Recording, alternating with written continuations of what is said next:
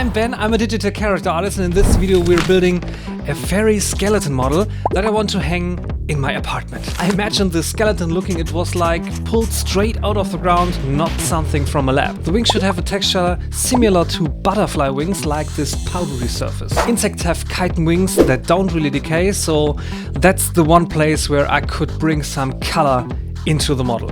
Of course, I also want to add a few items this creature might have carried, like a staff or ritual objects such as a mask. And to keep the specimen in shape, we obviously need pins. A collector's piece of this size can't just have normal pins, it needs golden ones. There are a lot of factors here that I can't fully predict, but that's exactly what I love about projects like this.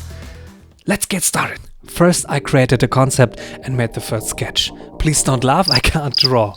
With my references ready, I jumped straight into the work. A lot of work. The entire skeleton you see here is made by me. I want to create my own and not just download something from the internet. Nope, this had to be mine. At the beginning, I wasn't sure if this idea was even realistic. During the process, I started doubting it because I knew it'd be working on this for several months. During this project, I had to replace the film on my printer. And maybe you know this problem. The tension has to be perfect or the print won't stick on the build plate. My sponsor for today's video, Curiosities, created a solution that I was allowed to test without any obligations, so you're getting my honest opinion. The Hobart Vat comes with a clamping system that makes changing the film faster and perfectly aligned. Just place it in, tighten it and done. This way your prints stay at the highest quality and you avoid annoying faked prints. You can find the link to my partner Curiosities in the description down below. And now back to the video. After 2 months of work, the moment finally came. I had created my own skeleton. Such an amazing feeling, close to the original idea and super delicate, but that was only the foundation. This skeleton will be used in different projects, it's basically an asset for me. Now the real work began. I imagined what role this fairy creature might have had. I thought of a scout, a little wanderer, innocently traveling through fields and forests. Equipped with a leather mask to avoid pesticides. Maybe it reached a road, maybe human didn't see it, maybe an animal. Where would you encounter such a creature? Let me know in the comments, and I still need a name. Feel free to suggest one. I modeled the wings digitally just like the rest of the model. If you look closely at butterflies, you can see veins that act like landmarks similar to bones. I tried to recreate that as well as I could. My first idea was to print the wings with a transparent resin. That went horribly wrong. I think I need to tweak my exposure time a bit more. For a print to look good, thickness is crucial. In Blender it has to look exaggerated so that it prints well. I hoped I chose the right thickness. With my 8K standard resin it worked perfectly. The mask, face covering and staff also printed without any issues. I wanted to paint the wings first because they made me the most nervous. To make the pigments stick, they need to be glued on.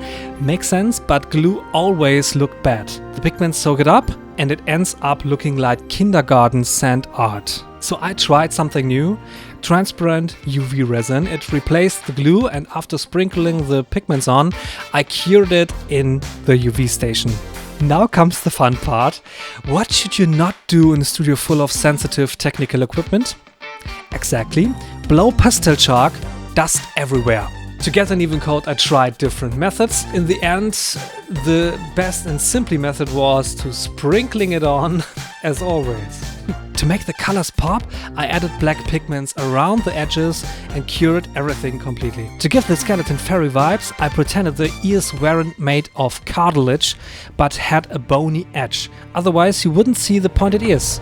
Then everything had to be assembled. I actually tested it unpainted first, and yes, you can assemble bones the wrong way around.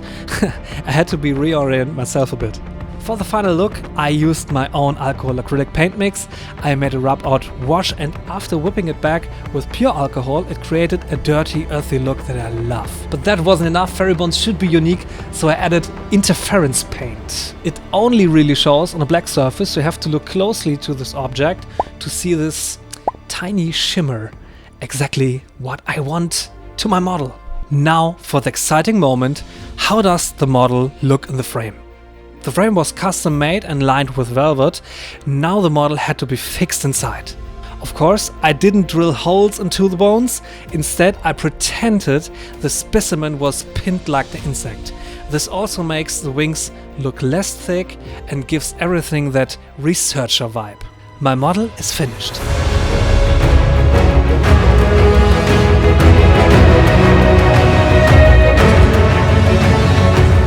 Wow, it looks exactly how I imagined it. Look, the small details.